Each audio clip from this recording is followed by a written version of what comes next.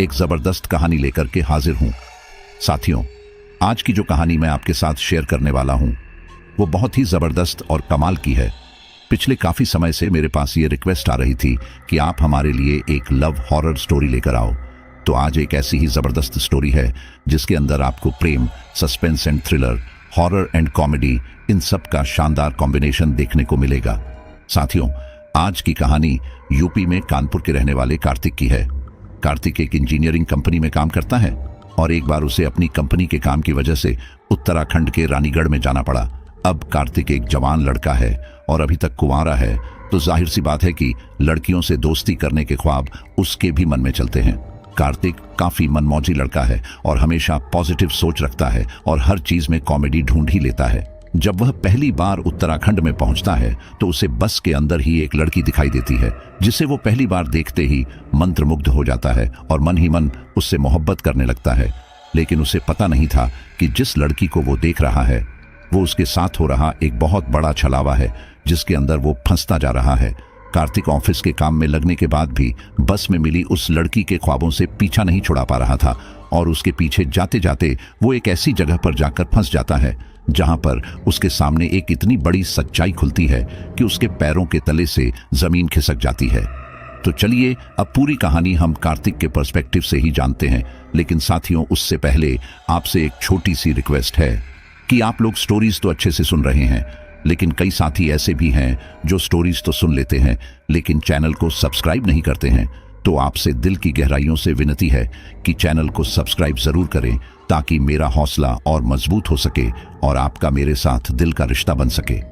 और हाँ, जो लोग पहली बार कहानी सुनने के लिए आए हैं वो जल्दी से अपना नाम कमेंट बॉक्स में बताएं और वो कितने सालों से स्टोरी सुन रहे हैं ये भी बताएं। तो चलिए अब आगे की स्टोरी कार्तिक के पर्सपेक्टिव से सुनते हैं। नमस्कार साथियों, मैं हूं कार्तिक। जब मैं बस में बैठकर रानीगढ़ जा रहा था तो वो मुझे नारेला की पहाड़ियों में उस बस में मिली। खाली पड़ी बस में कुछ इक्का दुक्का लोग ही होंगे। शाम का वक्त था। बस घुमावदार रोड पर लहराती हुई चल रही थी। बाहर सूरज डूब रहा था। यहाँ बस के अंदर मैं उसके इश्क में डूब रहा था।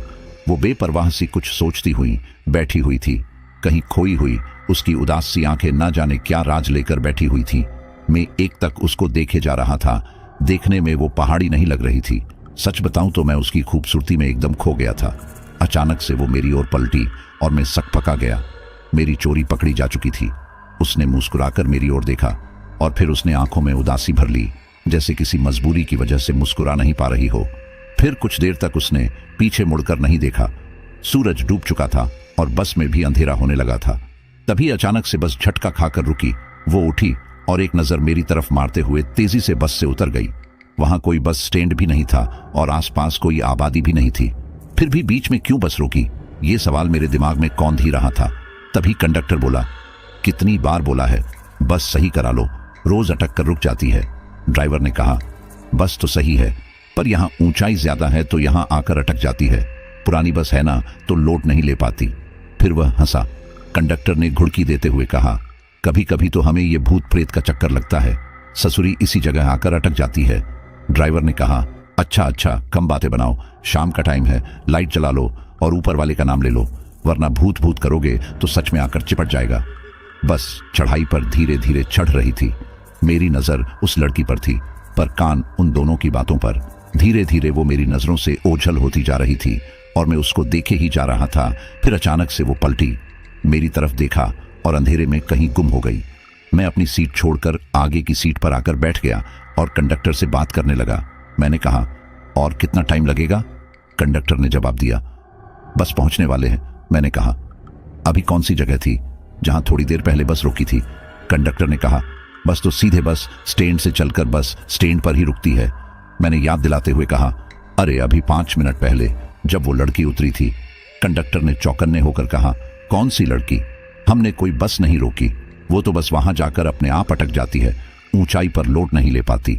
वहां तो हमसे कोई कहे तो भी बस ना रोके, वहां पास ही कब्रिस्तान का रास्ता जो है। वैसे तुमने कौन सी लड़की देख ली भैया? शाम को ही लगा ली क्या? ये कहकर दोनों ठहाका मारकर अजीब सी हंसी हंसने लगे।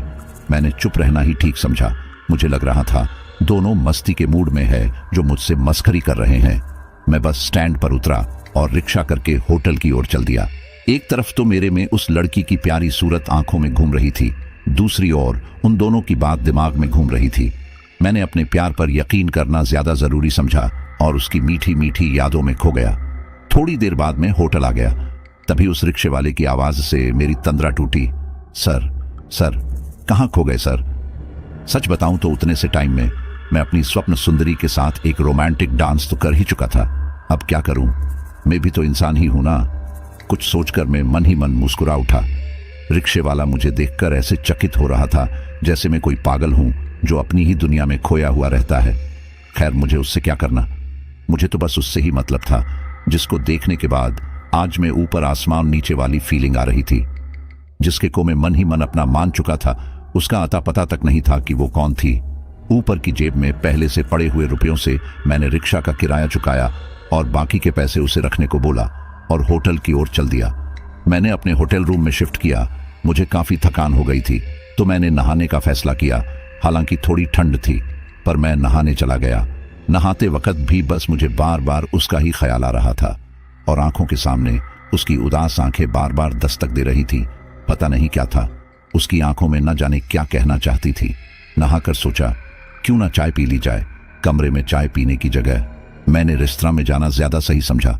मैं थोड़ा मिलनसार आदमी हूं और लोगों से बातचीत करने में यकीन रखता हूं। नई जगह, नए लोग और नए अनुभव मुझे बहुत पसंद है। इन सब में आपको ये तो बताना भूल ही गया कि मैं यहाँ कंपनी के एक प्रोजेक्ट की वजह से आया हुआ था और अभी फिलहाल तो मुझे यहाँ लंबे समय तक रुकने के निर्देश थे। खैर, मैं नीचे रेस्टोरेंट में पहुंच गया और चाय का ऑर्डर दे दिया।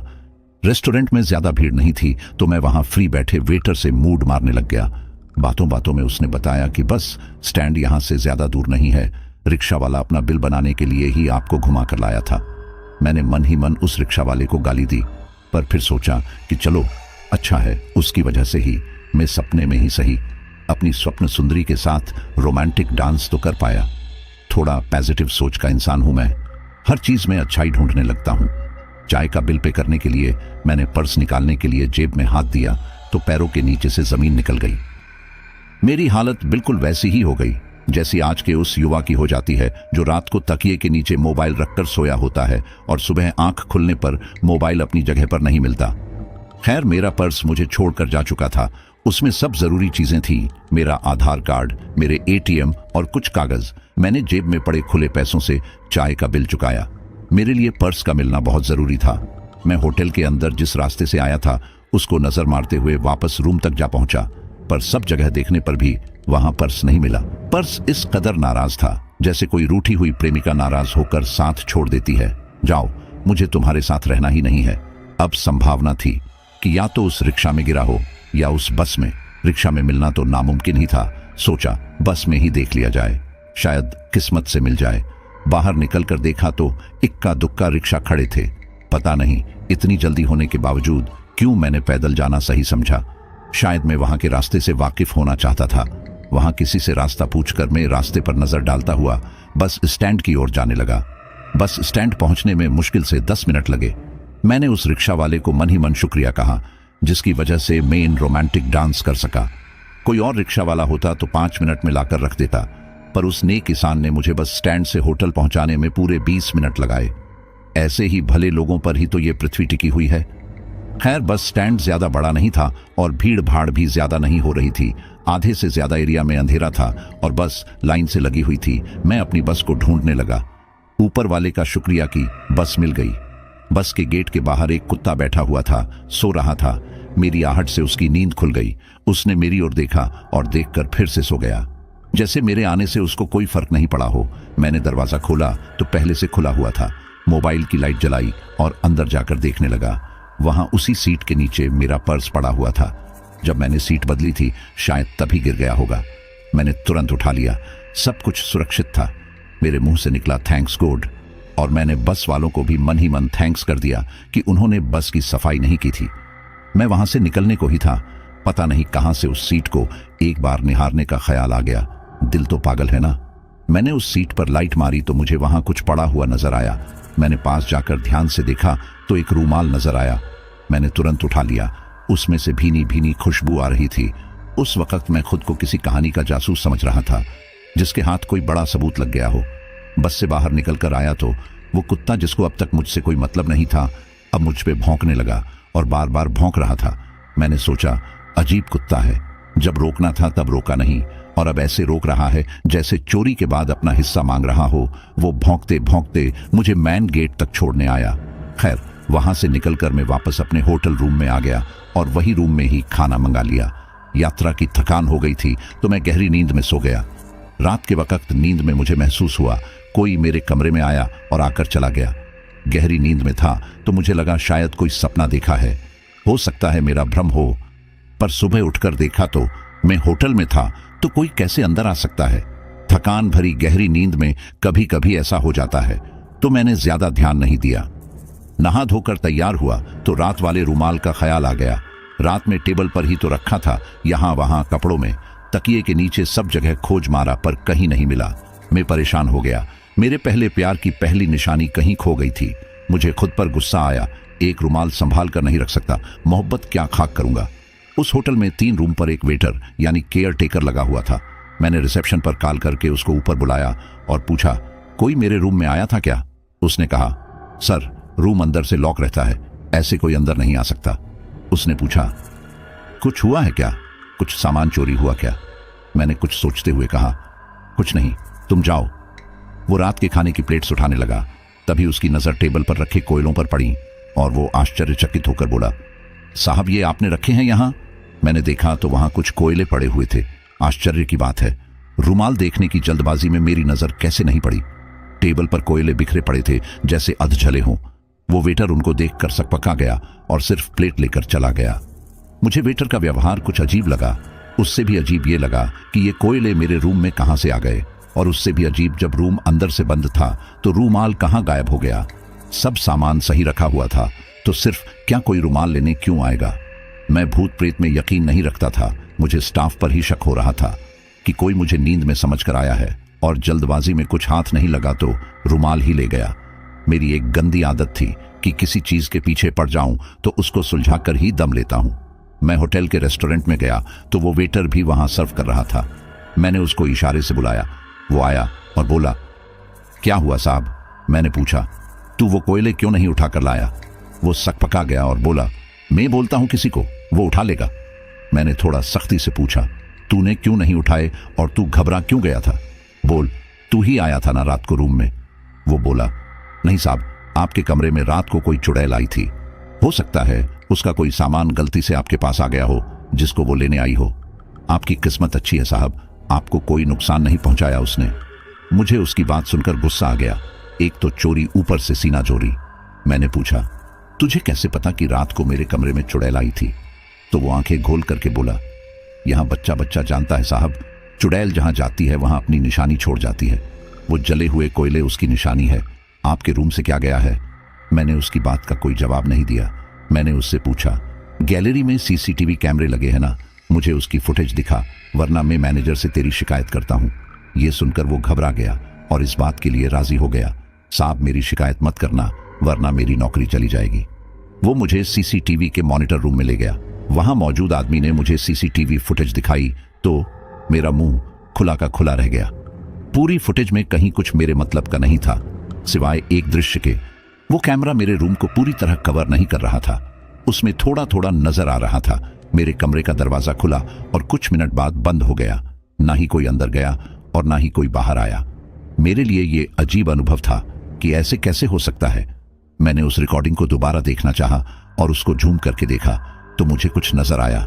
मैंने और झूम किया तो पिक्सल फटने लगे, पर जो नजर आया वो किसी चीज से कम नहीं था। वो किसी की परछाई थी, शायद किसी लड़की की। अगर मेन कैमरा झूम नहीं करता तो शायद मैं वो नहीं देख पाता। मुझे कुछ दिख गया है। मैंने ये बात उस वेटर और ऑपरेटर को नहीं बताई। एक बात तो पता चल गई थी कि कोई मेरे रूम में आया था और पक्का नहीं था, पर वो शायद कोई लड़की थी। फिर मैंने अपनी हाथ घड़ी पर नजर डाली तो समय देखकर मुझे ध्यान आया जिस काम से मैं यहां आया हूं उसका तो मुझे कुछ ध्यान ही नहीं। बाहर से रिक्शा पकड़कर मैं कंपनी के ऑफिस चला गया। वहां दिन भर मीटिंग्स का दौर चला, पर मेरा सारा ध्यान कल रात की उस घटना पर ही था। ऑफिस से शाम 4 बजे फ्री हो गया और वापस जाने लगा। दिमाग सारी कड़ियों को जोड़ने में लगा था।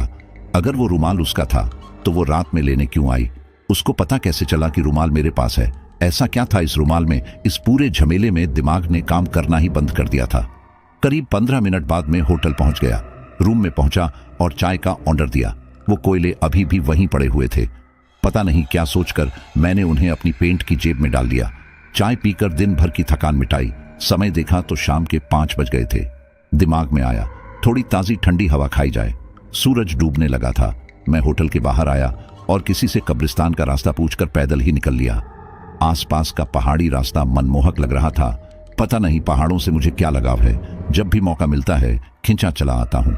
कभी कभी तो मुझे महसूस होता है कि पिछले जन्म में कहीं में भी किसी पहाड़ी एरिया में पैदा हुआ था। टहलते टहलते वहां कब पहुंच गया पता भी नहीं चला। वहां रोड के किनारे खड़ा हो गया। चारों ओर अजीब सी शांति छाई हुई थी। दूर दूर तक बस पहाड़ ही पहाड़ मन को सुकून दे रहे थे। वहां बोर्ड लगा हुआ था, कब्रिस्तान इधर। बोर्ड से जरा सा आगे चलकर कब्रिस्तान बना हुआ था। इतना दूर था कि आप आंखों से देख सके। पता नहीं क्या सूझा मुझे। मैंने जेब में हाथ डालकर उसको मन ही मन याद किया। अंधेरा हो गया था, पर पास ही लगे पोल पर लगे बल्ब से हल्की सी रोशनी हो रही थी और वहीं पास के एक पत्थर पर बैठ गया। तभी अचानक क्या देखता हूं कि रोड के सामने से कोई साया मेरी ओर ही चला आ रहा था और मेरे से थोड़ी दूर सामने आकर रुक गया। इतना दूर कि अंधेरे के कारण मुझे कुछ समझ नहीं आ रहा था। मैंने सोचा मैं हीरो बनकर कब्रिस्तान आ तो गया, अगर बाई चांस कोई भूत प्रेत पीछे से आ गया तो क्या होगा। ये अच्छा था, वो साया सामने से आ रहा था। वो साया मेरे इतने नजदीक आ गया कि मैं उसको देख सकता था। मैं उसकी तरफ बस देखता रह गया। वो मेरे सामने खड़ी हुई थी, मेरे सपनों की सुंदरी। मुझे एक तक निहारता देख उसने मुझे टोका, आप यहां क्या कर रहे हैं? मेरी चोरी एक बार फिर से पकड़ी गई थी, पर खुशी इस बात की थी उसने मुझे पहचान लिया था। जी वो, मैं बस ऐसे ही, मेरे मुंह से शब्द नहीं निकल रहे थे। उसने मेरी ओर देखकर कहा, बस ऐसे ही तो, इस समय तो यहां कोई नहीं आता। मैंने सोचा डायरेक्ट बात कर लेना ज्यादा अच्छा है। मैंने आत्मविश्वास से कहा, जी वो मैं आपकी तलाश में यहां आया था। उसने आश्चर्य से कहा, मेरी तलाश में? क्यों? मैंने शर्माते हुए कहा, आप बुरा ना माने तो कह दूं। और उसके जवाब का इंतजार किए बिना मैंने कहना शुरू कर दिया, वो ना उस दिन से जब से आपको देखा है तो रात को नींद नहीं है, दिन में चैन नहीं है, बस आपके बारे में ही सोचता रहता हूं और आपको ढूंढते ढूंढते यहां चला आया। उसके चेहरे पर शर्म की एक लाली सी छा गई जो अंधेरा होने के बावजूद मुझे नजर आ रही थी। वो मेरी बात पर हल्के से मुस्कुराई और फिर उसकी आंखों में वही उदासी छा गई। उसने कहा, देखने में तो बड़े शरीफ और मासूम लगते हो, अच्छा लगता है क्या किसी लड़की को घूरना और उसका पीछा करना? मैं वैसी लड़की नहीं हूं, तुम अपने लिए कोई और ढूंढो। मुझसे जितना दूर रहोगे उतना ही अच्छा रहेगा तुम्हारी जिंदगी के लिए। इतना कहकर वहां से वो कब्रिस्तान के अंदर जाने लगी। मैंने पूछा, यहां कहां जा रही हो? मेरी ओर हंसकर देखा और बोली, घर और कहां। उसकी स्माइल देखकर एक बार को दिल डर से धक्का कर गया। इसका घर कब्रिस्तान में है। अचानक से वहां पोल पर लगा वहां नाम मात्र का बल्ब अपने आप बुझ गया। शायद लाइट चली गई थी और कुछ 10 सेकंड बाद ही बल्ब जल गया, पर वो अपनी जगह नहीं थी। मैंने उसको आवाज दी पर मेरी आवाज का कोई जवाब नहीं आया। मेरी हिम्मत जवाब दे रही थी, डर तो लग ही रहा था और अंधेरा भी हो गया था। मैंने उस वक्त वापस जाना ही ठीक समझा। मैं होटल तो वापस आ गया था पर मन उसी सब में अटका हुआ था। अगर वो भूत थी तो इंसानों जैसे बात क्यों कर रही थी, और इंसान थी तो वहां कब्रिस्तान में क्या कर रही थी? अगर मैं उसको पसंद नहीं था तो उसने मुझे पहचान कैसे लिया और मुझे कोई नुकसान क्यों नहीं पहुंचाया? पर उसने मुझे दूर रहने की धमकी या सलाह जो भी समझो दे दी थी। उसकी आंखें जो कह रही थी वो कुछ और था और उसकी जुबान कुछ और कह रही थी। मेरा दिल ये मानने को तैयार ही नहीं था कि वो मुझसे प्यार नहीं करती, पर उसकी आंखों की उदासी कुछ और ही बयां कर रही थी। कुछ तो बड़ी गड़बड़ थी। मैंने जेब में हाथ डाला तो मेरे प्यार की दूसरी निशानी, वो कोयले अब तक मेरी जेब में थे। मैं इन सब में उसका नाम पूछना भी भूल गया। तो रुमाल और कोयले की बात कहां से पूछता? लोगों के प्यार की निशानी गुलाब का फूल होता है और हमारी किस्मत में कोयले।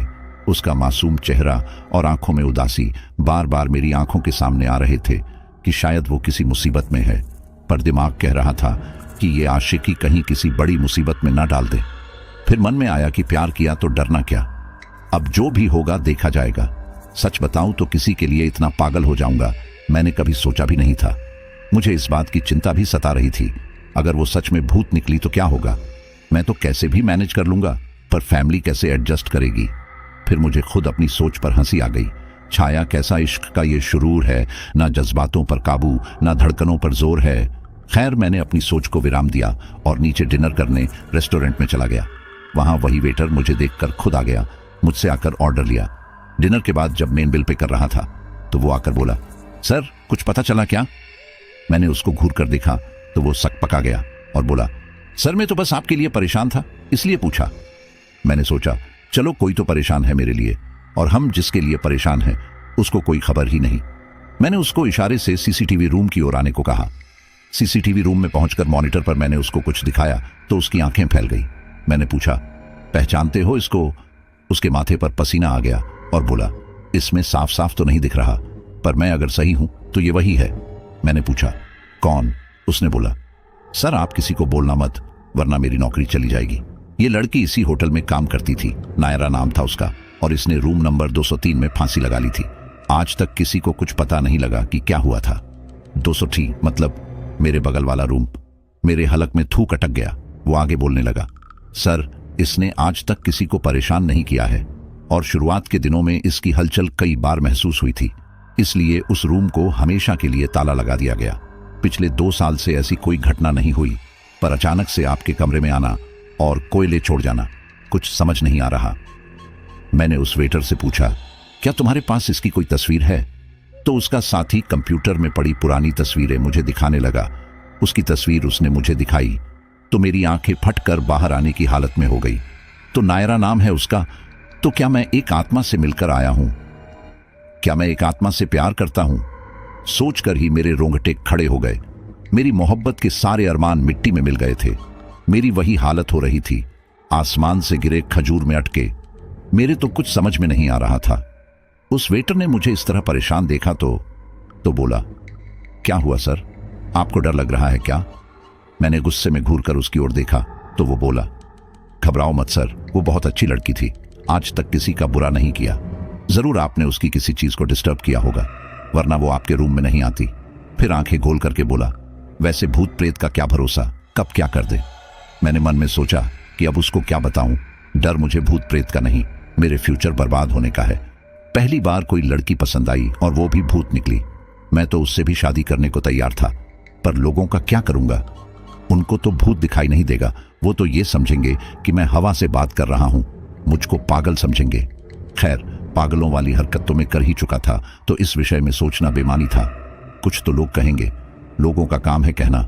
मुझे इतनी गहरी मुद्रा में सोचता देख वो वेटर बड़ी मासूमियत से बोला, सर परेशान मत होइए, ज्यादा सोचोगे तो आपका दिमाग खराब हो जाएगा, और दिमाग खराब हुआ तो आपका फुटूरे खराब हो जाएगा। मैंने पूछा, फुटूरे मतलब? वो बोला, सर आपका भविष्य। मैंने गुस्से से कहा, इसको फ्यूचर बोलते हैं। वो सकपका कर बोला, जी सर वही। फिर जासूसी मुद्रा में आंख चलाकर बोला, सर एक बात कहें, अगर आप नाराज ना हो तो। मैंने उसकी तरफ गुस्से से देखकर कहा, क्या मैं तुम्हें स्वभाव से गुस्सैल लगता हूं? उसने बड़े सहज भाव से जवाब दिया, लगते तो नहीं हो सर, पर जब से आपके साथ वो घटना हुई है तब से आपका नटूरे काफी बदल गया है। मैंने कहा, अब ये नटूरे क्या है? इस बार वो बड़े आराम से बोला, आपका स्वभाव सर। अब की बार मुझे सच में गुस्सा आ गया। मैंने कहा, उसको नेचर बोलते हैं, कोई कहकर मर गया था क्या कि नहीं आती तो भी अंग्रेजी बोलो? मुझे गुस्से में देखकर और मेरी बात सुनकर वो वहां से चुपचाप खिसक गया। मैं मन ही मन बड़बड़ाने लगा, इसके साथ 1-2 दिन और बात की तो सच में मेरा फुटूरे खराब, फ्यूचर खराब हो जाएगा। मैं भी क्या क्या बोल रहा था। खैर, मैं वहां से उठा और अपने रूम की ओर रुखसत किया। आंखों में नींद नहीं थी, फिर भी आंखों को बंद करके लेट गया। लगभग 1 घंटे बाद मैं उठा और रूम में चक्कर काटने लगा। फिर ना जाने क्या सूझा। मैंने रूम का डोर खोला और बाहर गैलरी में देखा तो अंधेरा पड़ा हुआ था। मैंने गैलरी में चहलकदमी करना शुरू कर दिया। अचानक से मेरी नजर रूम नंबर 203 पर गई। मन में अचानक से कौतूहल सा जाग गया। मैं कुछ सोचकर रूम की ओर गया और की होल से झांकने की कोशिश की। की होल में अंधेरा सा नजर आया। मैंने जैसे ही दरवाजे के ऊपर हाथ रखा तो दरवाजा चर्र की आवाज के साथ अपने आप खुलता चला गया। कमरे में अंधेरा था, चारों ओर मकड़ी के जाले लगे हुए थे जो मेरे शरीर से टकरा रहे थे। मैंने मोबाइल की लाइट कमरे में स्विच बोर्ड देखने के लिए डाली। जैसे ही स्विच ऑन किया तो सामने का दृश्य देखकर मेरी घिघी बंध गई। नायरा सामने के पंखे पर फांसी के फंदे पर लटकी हुई थी। देखकर ऐसा लग रहा था जैसे अभी अभी फांसी लगाई हो। मैंने उसकी तरफ नजर भर कर देखा अभी उम्र ही क्या थी, ऐसा क्या था जो जरा भी इंतजार नहीं कर सकी। मैं उसको देख ही रहा था, अचानक उसकी आंख खुल गई और उसने घूर कर मेरी तरफ देखा। मेरी सिट्टी पिट्टी गुम हो गई। अचानक से वहां अंधेरा छा गया। मैं वहां से भागा। किसी ने पैर पकड़कर मुझे दरवाजे के अंदर खींचने की कोशिश की। मैं गिर पड़ा। मैं वहां से भागा और अपने रूम के अंदर जाकर बेड पर लेट गया और खुद को एक चादर के अंदर समेट लिया। मैं गहरी गहरी सांस लेकर अपने आप को संयत करने की कोशिश करने लगा। तभी मेरे सीने में जकड़न सी होने लगी। हाथ पैर में लकवा सा मार गया। मेरे चेहरे के अलावा पूरा शरीर एकदम जड़वत हो गया था। अचानक मुझे मेरी छाती पर वजन महसूस होने लगा। मैंने धीरे से आंखें खोली तो मेरी सांस अटक गई। ये क्या? वो मेरे सीने के ऊपर चढ़कर बैठी हुई थी। उसकी आंखें अंगारे सी लाल हो रही थी। उसके हाथों पर सफेद सी परत जमी हुई थी। नाखून ऐसे थे जैसे बरसों से काटे नहीं हो। उसने मेरे गले पर अपने दोनों हाथ रख लिए और धीरे धीरे मेरा गला दबा दिया। मेरी सांस बंद हो रही थी। उसने अट्टहास के साथ पूछा, तू कौन है? बस स्टैंड क्यों गया? वो रुमाल तूने क्यों उठाया? क्या चाहता है तू? यहां क्यों आया है तू? मैंने मन ही मन कहा, गला छोड़े तो कुछ बोलूं। उसने मेरा गला और तेजी से दबाना शुरू कर दिया। तभी उस वेटर ने मुझे आवाज लगाई, ये क्या कर रहे हो सर जी? मैं पसीने पसीने था। मैंने देखा मेरी छाती पर एक तकिया रखा हुआ था और मैं अपने हाथों से ही अपना गला दबा रहा था। उसने मुझे पानी दिया। मेरी सांस में सांस आई। मैंने उससे पूछा, तुम कमरे के अंदर कैसे आए? वो बोला, मैं गैलरी से होकर निकल रहा था तो आपकी आवाज सुनी। आप कमरे के अंदर चिल्ला रहे थे। मैंने दरवाजे पर नॉक भी किया पर आपकी कोई प्रतिक्रिया नहीं आई। मैं तुरंत भागकर नीचे गया और रूम की चाबी लेकर आया। रूम खोलकर देखा तो आप नींद में खुद से ही अपना गला दबा रहे थे। ऐसा क्या सपना देख लिया सर जी? मैंने उसकी तरफ धन्यवाद भरी नजरों से देखा और मन ही मन सोचा, आज यह सही टाइम पर ना आता तो सच में मेरा फ्यूचर खराब हो जाता। मैंने उसकी बात का जवाब नहीं दिया और एक सवाल दाग दिया, तुम्हारे पास रूम नंबर 203 की चाबी भी होगी ना? उसने मेरी तरफ ऐसे देखा जैसे मैंने उसकी प्रॉपर्टी में हिस्सा मांग लिया हो। वो बोला, नहीं सर, अब की बार माफ कीजिए, आप मुझे इस होटल से निकलवा कर ही मानेंगे। मैंने पर्स से एक 500 का नोट निकाल कर उसकी जेब में रखा और कहा, तुम पर कोई आफत नहीं आने दूंगा। मैं आदत से मजबूर था, चाहे कितनी भी आफत आ जाए, जब तक बात की तह तक न पहुंच जाऊं मुझे चैन नहीं पड़ता। सुबह के 4 बज चुके थे। उस वेटर की सलाह पर ही मैं 4 बजे उस रूम में जा रहा था। उसके अनुसार सुबह के 4 बजे भूतों की शक्ति कम हो जाती है। मैंने रूम खोला। अंदर मकड़ी के जाले लगे हुए थे जो मेरे चेहरे से टकरा रहे थे। मैंने मोबाइल की लाइट जलाई और स्विच बोर्ड से लाइट ऑन की। कमरे में अजीब सी शांति थी। मैंने छत की ओर देखा तो वहां पंखा लटक रहा था। अचानक मेरी नजर वहां की दीवारों पर पड़ी। उन दीवारों पर अजीब अजीब से मंत्र लिखे हुए थे। अजीब अजीब सी डरावनी किसी राक्षस की जैसी तस्वीर बनी हुई थी। वहां लाल रंग से कुछ लिखा हुआ था, मुझे बचा लो, ये मुझे मार डालेंगे, मुझे बचा लो, ये मुझे अपने साथ ले जाएंगे। मैंने मोबाइल से दीवार पर बनी सभी चीजों का फोटो खींच लिया और कमरे से बाहर आ गया। मामला अब भी मेरी समझ से बाहर था। बस इतना समझ आ रहा था कि कोई बहुत बड़ी गड़बड़ थी। सुबह नहा धोकर मैं उस वेटर के पास गया और बोला, मुझे नायरा की कब्र पर ले चलो। उसने मुझे ऐसे देखा जैसे मैंने सुबह सुबह ही लगा ली हो। पहले तो उसके चेहरे पर ना के भाव आए, पर फिर न जाने क्या सोचकर वो राजी हो गया। वो मुझे उसी कब्रिस्तान में ले गया जहां मैं पहले भी जा चुका था।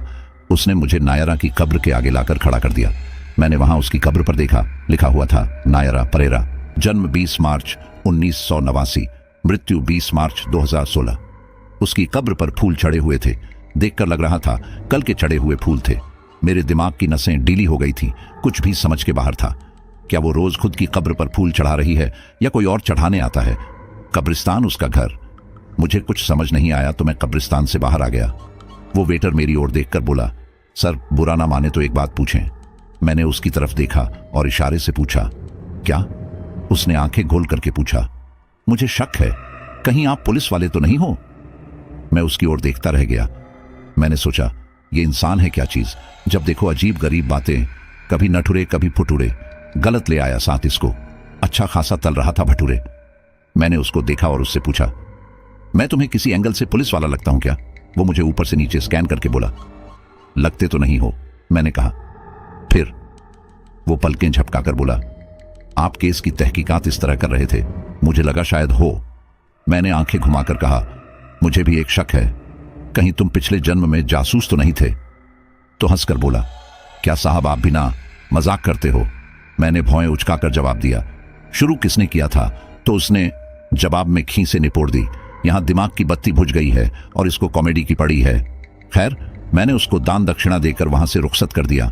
मैंने सोचा क्यों ना इसके घर यानी कब्रिस्तान के आसपास की पड़ताल की जाए, शायद यहीं कोई सुराग मिल जाए। क्या करे, दिल है कि मानता नहीं। मैंने कब्रिस्तान का बारीकी से परीक्षण करना शुरू किया। आसपास ऐसा कुछ नजर नहीं आया जिससे कोई सुराग लगता। एक चीज मैंने महसूस की, कब्रिस्तान के अंत में बाउंड्री वॉल टूटी हुई थी और वहां घास लगी हुई थी। वो भी आसपास की घास से थोड़ी हल्की थी, जैसे किसी घास पर रोज चलते हैं और रास्ता बन जाता है, बिल्कुल उसी तरह। मैंने उस रास्ते पर चलना शुरू किया और टूटी हुई वाल को पार करके आगे निकल गया। अच्छा खासा रास्ता था निकलने के लिए। मैं आगे बढ़ने लगा। चारों ओर हरियाली और झाड़ियां लगी हुई थी। मैं थोड़ा आगे बढ़ा तो वहां एक पुराना सा मकान बना हुआ था। ज्यादा बड़ा भी नहीं था, शायद अंदर 2-3 कमरे होंगे। बाहर छोटा सा गार्डन बना हुआ था। मकान को देखकर लगता नहीं था इसमें कोई रहता भी होगा। दीवारें बेरंगी हो रखी थी। पूरे मकान पर सफेद पपड़ी चुपकी हुई थी। गेट के ऊपर मकड़ियों के जाले लगे हुए थे। गार्डन के बाहर एक लोहे का काले रंग का छोटा गेट लगा था।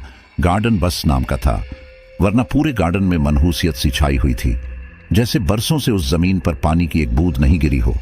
मुझे अजीब लगा, कोई अगर ना भी डाले तो भी पहाड़ी इलाकों में बारिश का पानी आ ही जाता है। पता नहीं क्या था, उस घर को देखकर अजीब सी नेगेटिव सी फीलिंग आ रही थी। मैं उस घर को देखने में खो ही गया था। तभी अचानक से किसी ने मेरी पीठ पर हाथ रखा। मैं अचानक हाथ रखने से डर गया। मैंने पलटकर पीछे देखा तो एक बुढ़िया खड़ी हुई थी, एकदम झुकी हुई सी। वो बेंत के सहारे चल रही थी। मुझे देखकर आंखों को गोल करके बोली, चला जा यहां से, वो तुझे मार डालेगी। यहां मरने क्यों चला आया है? और फिर कहकर हंसने लगी। फिर मकान की ओर उंगली करके बोली, वो सबको मार डालेगी, किसी को नहीं छोड़ेगी, तुझे भी नहीं छोड़ेगी। चला जा यहां से, भाग जा। हाँ हाँ करके अजीब सी आवाज में हंसने लगी। सच बताऊं, मुझे भूत से ज्यादा डर तो उस बुढ़िया की हंसी को सुनकर लग रहा था। मैंने उस बुढ़िया की ओर देखकर पूछा, कौन अम्मा, कौन मार डालेगी?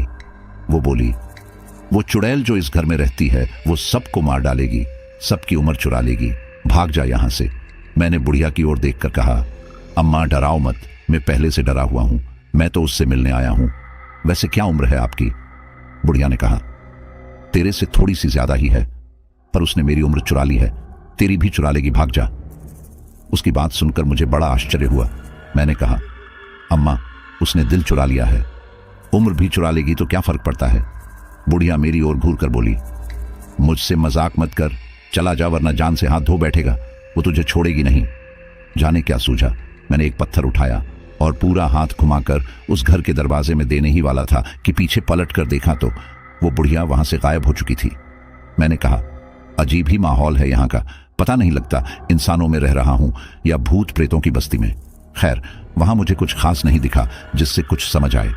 घड़ी में टाइम देखा तो सुबह के 10 बज रहे थे। याद आया, ऑफिस नाम की एक जगह भी है जहां मुझे जाना था। मैं वहां से रुखसत हो गया। ऑफिस से लगभग 4 बजे फ्री हुआ तो फिर होटल जाने का मन नहीं किया। मन अभी भी वहीं अटका हुआ था। मैं फिर से वहीं पहुंच गया, पर इस बार मेरे साथ वो वेटर नहीं था। एक तरफ तो डर लग रहा था कि कहीं कुछ हो गया मुझे तो घर वालों को पता भी नहीं चलेगा। भूतों से बातचीत कर कर मेरे अंदर भी जो थोड़ा बहुत डर था वो कम हो गया था। जिंदगी भर के संबंध बनाने हैं तो बातचीत तो करनी ही पड़ेगी, और कब तक ऐसे ही अपने होने वाले ससुराल वालों से डर डर कर जिंदगी काटूंगा, वो भी सिर्फ इसलिए क्योंकि वो लोग भूत हैं। इतना तो अंदाज लग गया था कि बेचारे बेवजह किसी से कुछ नहीं कहते।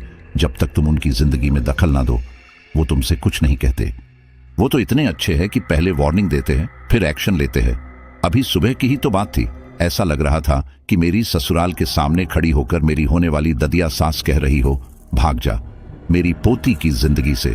मैंने गहरी सांस ली। मैं भी ना जब से उस होटल में आया हूं मेरा दिमाग भी अजीब सा हो गया है। ना जाने क्या उलूल जुलूल ख्याल आते रहते हैं। मैं फिर से उस मनहूस घर के सामने खड़ा था। आसपास कोई हलचल नहीं थी। मैंने सोचा क्यों ना इस घर के अंदर जाकर देखा जाए, शायद कोई सबूत हाथ लग जाए। मैंने सावधानी से वो गेट पार किया और उस गार्डन के अंदर घुस गया। वहां चुपचाप से हल्के पांव से आगे की ओर बढ़ रहा था। तभी देखा एक वही दरवाजे की देहरी पर 2 आंखें मुझे घूर रही थी। वो एक काली रंग की बिल्ली थी। साइज में सामान्य से थोड़ी बड़ी थी। खाते पीते घर की लग रही थी। मेरे कदम उसको देखकर रुक गए। वो लगातार मुझे घूरे जा रही थी। हम दोनों का आई कांटेक्ट हो रहा था। देखकर लग रहा था कि उसको सिक्योरिटी का जिम्मा दिया गया है। मुझे ख्याल आया जैसे इंसान कुत्ता पालते हैं वैसे ही ये भूत प्रेत बिल्ली पालते होंगे। वो मेरी ओर आक्रामक मुद्रा में थी। मैं झुक कर बैठ गया और मैंने तुरंत एक पत्थर उठाया और बिल्ली की ओर उछाल दिया। बिल्ली तेज आवाज में म्याऊं की आवाज करके घर के पीछे की ओर भागी। मैं भी उसके पीछे भागा। और ये क्या, घर के पीछे बिल्कुल वैसा ही दरवाजा बना हुआ है जैसा कि घर के आगे, पर घर के ये साइड एकदम रंगा पुता और साफ था। इस घर के साइड कोई भी गार्डन नहीं था। आश्चर्य था, ऐसा मकान कौन बनवाता है। मैंने घर के दरवाजे को खटखटाया। अंदर से कोई आवाज नहीं आई। मैंने लगातार 3 बार दरवाजा खटखटाया तो अंदर से एक बूढ़ी औरत की आवाज आई, कौन है, यहां क्यों मरने आया है, भाग जा, वो आने वाली है, उसके आने से पहले भाग जा। मैंने फिर से दरवाजा खटखटाया और आवाज लगाई, दरवाजा खोलो। फिर किसी बूढ़े की खांसने की आवाज आई और आधे रास्ते में दरवाजा खुला। दरवाजा खुलते ही अजीब सी बदबू आ रही थी। वो एक बूढ़े इंसान थे जो अध खुले दरवाजे से झांक कर बोले, किससे मिलना है। मैंने कहा, मैं नायरा से मिलने आया हूं। यह सुनकर बूढ़े की आंखें फैल गई और गुस्से से बोला, किसने भेजा है तुझे, कोई नायरा नहीं रहती यहां। मैंने कहा, मुझे किसी ने नहीं भेजा, मैं नायरा का दोस्त हूं। बूढ़े आदमी ने गुस्से से कहा, दोस्त है तो इतना भी नहीं मालूम कि नायरा मर चुकी है। मैंने आश्चर्य से कहा, ऐसा कैसे हो सकता है। मैंने झूठ का एक जाल फेंका, शायद बूढ़ा उसमें फंस जाए। बूढ़े ने कहा, तुमने जिसे देखा होगा वो नायरा की आत्मा होगी। उसकी आत्मा एक चुड़ैल में परिवर्तित हो गई। तुम्हें सलाह है कि उससे दूर ही रहना और इस बारे में किसी से भी जिक्र मत करना। उसको जरा भी भनक लगी तो। मैंने कहा, अभी कुछ दिन पहले तो मैंने उसको इसी ओर आते देखा था। मैंने उसको आवाज लगाई पर उसने कोई जवाब नहीं दिया। वो इसी ओर आई थी तो मैं भी इसी ओर आ गया उसको ढूंढते ढूंढते। यहां बस यही मकान बना था तो लगा इसमें पूछ लूं। उस बूढ़े ने घर के अंदर नजर डाली, शायद उस बुढ़िया की ओर देखा और फिर बोले, हम उसके चाचा चाची हैं। नायरा ने आत्महत्या कर ली थी। वो काला जादू करती थी और एक दिन उसका जादू उल्टा पड़ गया और उसने फांसी लगा ली। तुम्हारा भी वही हाल करेगी जो उसने हमारा किया है। उसने हम पर कब्जा कर रखा है। हमारी उम्र उतनी नहीं है जितनी लग रही है। वो धीरे धीरे हमारी उम्र चूस रही है। उसने तुमसे हमें बात करते देख लिया तो वो तुम्हें भी नहीं छोड़ेंगी। ये कहकर उसने दरवाजा पूरा खोल दिया। नजर सामने गई तो देखा कि दीवार पर लगभग 40-45 वर्ष की उम्र के जोड़े की एक तस्वीर लगी थी। पास की दीवार पर नायरा की एक तस्वीर लगी थी जिस पर माला चढ़ी हुई थी। मेरी नजर नीचे गई तो वो बिल्ली उसके नीचे फर्श पर बैठी थी और मुझे घूर रही थी। मैंने उस बिल्ली को मुस्कुराकर देखा और फिर टफ लुक दिया और मन ही मन बोला, अपने आप को बड़ी सुपरमैन बन रही है। अपने घर में तो बिल्ली भी शेर होती है। शायद उस बिल्ली ने मेरे मन की बात सुन ली और मेरी ओर देखकर बोली, म्याऊं। मैंने अपनी नजरें उस पर से हटा ली। वहां दीवार के सहारे लगी कुर्सी पर एक झुकी हुई औरत घूंघट डालकर बैठी थी। उसने अपना घूंघट ऊपर किया और मेरी ओर गुस्से से देखा और बोली, तुझे बोला था भाग जा, तू नहीं गया, अब तू भी मरेगा। उसने जिस तरह से कहा कोई भी होता डर जाता। मेरे मुंह से निकला, जिन्हें मैं ददिया सास समझ रहा था, वो तो होने वाली चचिया सास निकली। ये भी कोई उम्र थी उनकी बूढ़ा होने की। मैं भी ना कितनी भी सीरियस कंडीशन में हूं पर कॉमेडी की आदत नहीं जाती। मैंने कहा, अच्छा जी, आप उस चुड़ैल को बिल्कुल भी मत बोलना मैं आया था। मैं तो घूमने आया हुआ था तो बस गलती से यहां आ गया और अब मैं जा रहा हूं। मैंने ना कुछ देखा और ना कुछ सुना है। मैंने यह सब इस तरह से कहा जैसे मैं बहुत डर गया हूं। उस बूढ़े की आंखों में अजीब सी चमक उभरी और उसने कहा, भाग जाओ, वो थोड़ी देर में आने ही वाली है और इस बात का जिक्र अपने मन में भी मत करना वरना लेने के देने पड़ जाएंगे। ये कहकर उसने गेट बंद कर दिया। मैं वहां से ऐसे भागा जैसे मेरी ट्रेन छूट रही हो। मैंने महसूस किया उस मकान की खिड़की से 2 आंखें मुझे भागते हुए देख रही थी। मैं वहां से सीधे होटल चला गया। वहां जाकर रूम में ही चाय मंगाई और बैठकर सारी कड़ियों को जोड़ने लगा। मैं ध्यान में मग्न था। तभी मेरे मोबाइल की रिंगटोन बजी। देखा तो माँ का कॉल था। माँ बोली, और बेटा कैसा है, घर कब आ रहा है, तेरे लिए मैंने एक लड़की देखी है। मैंने कहा, माँ अभी कुछ दिन लग जाएंगे और बाकी हालचाल बताकर फोन रख दिया। फोन रखकर मैंने चाय की चुस्की ली और मन ही मन सोचा, वहां माँ लड़की ढूंढ रही है और यहां मैं मजनू जासूस बनकर उनकी बहू ढूंढ रहा हूं। माँ तो माँ होती है। अचानक से मेरे दिमाग में मेरे ही मोबाइल की रिंगटोन गूंजी। मेरी आंखों में अलग ही चमक थी। रात के 11 बजे थे। चारों ओर एकदम घुप अंधेरा। रोड पर स्ट्रीट लाइट जल रही थी। मैं हाथ में टॉर्च लिए उस सुनसान रोड पर चले जा रहा था। मन में डर था पर आदत से मजबूर में चले जा रहा था। कमरे में बैठे बैठे सोचते रहने से ज्यादा अच्छा मुझे रिस्क लेना लगा। कब्रिस्तान के गेट के बाहर पहुंचते ही मेरे कदम एक बार ठिठके, पर मैं हिम्मत करके कब्रिस्तान में घुस गया। मेरे हाथ में बस एक टॉर्च ही थी जो मेरा सहारा था। मैं कब्रिस्तान को पार करके बाउंड्री वॉल की ओर बढ़ रहा था। तभी मेरी नजर एक कब्र पर गई। वहां हल्की सी रोशनी हो रही थी, जैसे कुछ जल रहा हो। मैंने टॉर्च से देखा तो वहां आधी पिघली हुई मोमबत्ती जल रही थी और गुलाब के 5 फूल रखे हुए थे और पूरी कब्र को गुलाब की पंखुड़ियों से सजा रखा था। मुझे बड़ा अजीब लगा, इतनी रात को किसने मोमबत्ती जलाई है, किसने इतनी सजावट कर रखी है। मैंने नाम पर नजर डाली तो मैं चौंक गया। वो नायरा की कब्र थी। मैं सावधानी से कब्रिस्तान से बाहर निकल गया और उस मनहूस घर के पास पहुंचने से पहले ही टॉर्च बंद कर दी। मैं नहीं चाहता था कि रोशनी की वजह से मुझे कोई देखे। मैं उस गेट को पार करके वहां लगे पाइप की सहायता से उस मकान की दीवार पर चढ़ने लगा। थोड़ी सी मेहनत के बाद मैं उस मकान की दीवार पर चढ़ गया और सावधानी से जीने से मकान के अंदर उतर गया। पास वाले कमरे से 3 लोगों की आवाज आ रही थी। आवाज बहुत हल्के से आ रही थी। एक जवान लड़की की आवाज आ रही थी। मैंने सब बंदोबस्त कर दिया है। फिर कुछ गिरने की आवाज आई और बिल्ली के म्याऊं की आवाज गूंजी। मैं संभल कर वहां से हट गया। जरा सी आहट से मेरी जान पर बन सकती थी। मैं पीछे की ओर सरका और मेरा बैलेंस बिगड़ गया। मैं किसी अंधेरी जगह पर आ गिरा था। ऊंचाई ज्यादा नहीं थी इसलिए मेरे लगी नहीं। मैंने टॉर्च जलाकर देखा तो वहां सीढ़ियां बनी हुई थी जो नीचे की ओर जा रही थी। पता नहीं मुझे क्या सूझा, मैं नीचे उतरने लगा। नीचे पहुंचकर देखा तो वो एक तलघर था। टॉर्च की रोशनी में देखा तो वहां अजीब अजीब तरह के सामान रखे हुए थे जो मैंने अपने जीवन में कभी नहीं देखे थे। वहां की दीवारों पर टॉर्च की रोशनी डाली तो एक पूरी दीवार पर वही डरावनी सी राक्षस की पेंटिंग बनी हुई थी। बाकी की दीवारों पर अजीब अजीब से मंत्र बने हुए थे। कमरे में एक कोने में एक लकड़ी का बोर्ड रखा था। कुल मिलाकर एक डरावना कमरा था। वो दिल के आकार का दिखने वाला लकड़ी का टुकड़ा था।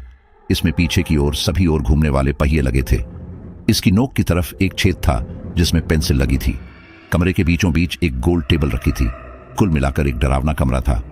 मैंने कमरे में टॉर्च चारों ओर दौड़ाई तो देखा एक दीवार पर एक प्लेटफॉर्म बना हुआ था। उस पर लकड़ी के बेस पर पारदर्शी कांच का बना हुआ एक ताबूत रखा हुआ था। मैं उस प्लेटफॉर्म के पास गया और ताबूत पर रोशनी मारी तो मेरी आंखें फटकर बाहर आ गई।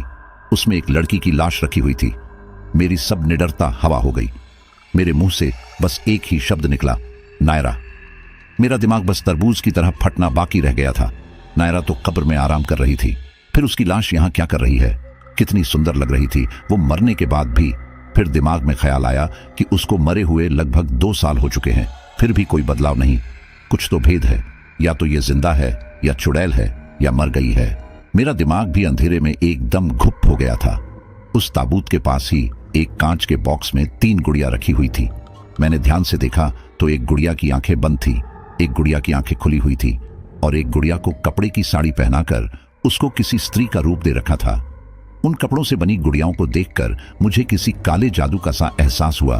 किसी मूवी में देखा था कि बूढ़ू नाम का एक काला जादू होता है जिसमें जिस पर जादू करना होता है उसकी गुड़िया बना देते हैं और उसकी जान गुड़िया में डालकर उस इंसान को अपने बस में कर लेते हैं। ये सब सोचकर ही सिरहन हो गई। मैं खड़ा खड़ा सोच ही रहा था, तभी मुझे लगा अचानक किसी ने मेरे कंधे पर आकर हाथ रखा। मैं घबरा गया कि मेरी चोरी पकड़ी गई। आज तो बेटा गए काम से। मैंने पीछे पलटकर देखा तो मेरी रूह कांप गई। मेरे हाथ से टोर्च छिटक कर जमीन पर गिर गई, पर उसमें से अभी भी रोशनी हो रही थी और कमरे में फैल रही थी। नायरा बिल्कुल मेरे पीछे खड़ी हुई थी। मैं उछलकर एकदम उससे दूर खड़ा हो गया। मैं जोर से चिल्लाया, पर यह क्या? मेरे गले ने मेरा साथ नहीं दिया। मेरी आवाज मेरे गले में दबकर ही रह गई। मन में ही आवाज निकली, नायरा की आत्मा।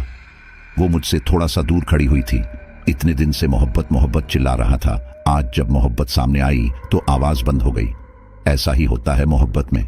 जिन्होंने की होगी उन्हें अच्छे पता होगा। जब सामने तुम आ जाते हो, क्या बोलिए क्या हो जाता है।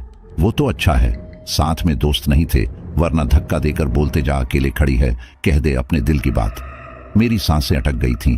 पूरी कहानी में मैंने अपने आप को हीरो बना रखा था, पर यहां आकर मेरी भी फट रही थी। वो लगातार मेरी ओर घूर रही थी और मैं डर में भी प्रेम के वशीभूत होकर उसको स्कैन किए जा रहा था। उसके बदन पर भी बिल्कुल वैसे ही कपड़े थे जैसे उस ताबूत में रखी नायरा की लाश ने पहन रखे थे। मैंने मन ही मन सोचा कि ये लड़की कितनी एडजस्टिंग है जो इतने साल से सिर्फ एक ही ड्रेस में काम चला रही है। माना कि चुड़ैल है, पर है तो लड़की ही। 2 साल में फैशन कहां से कहां आ गया, और यह है कि तब से उसी ड्रेस में काम चला रही है।